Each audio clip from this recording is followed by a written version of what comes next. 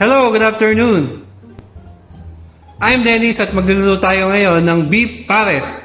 Intro please.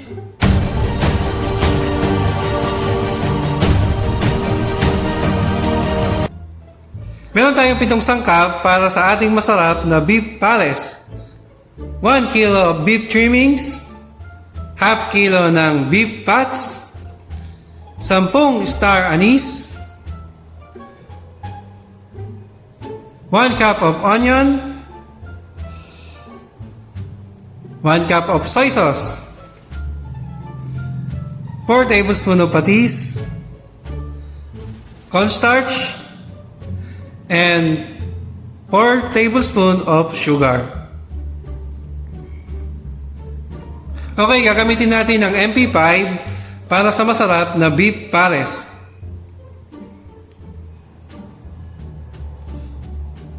Alam nyo ba, hindi lang rice ang kayang lutuin ng MP5.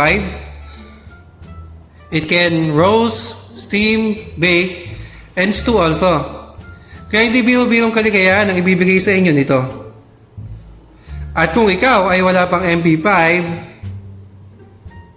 sayang. Sayang ang buhay salad master kung wala kang MP5. Kaya bili-bili din kapag may time.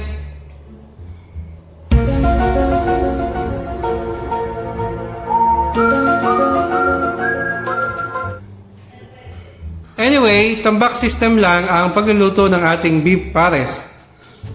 Start ng 230 at kapag kumulo, ibaba natin ng 110. Tandaan, habang mas mababa ang temp, mas mabilis lumambot ang beef. Kitams? Tipid pa sa kuryente. Yung cornstarch pala, kapag nag-boil na, gagawa tayo ng slurry doon at doon natin siya ilalagay. Ang magaling magluto, magaling din maglinis.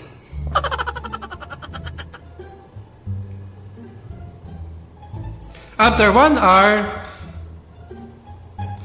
gupitin ang meat gamit ang world famous kitchen shear.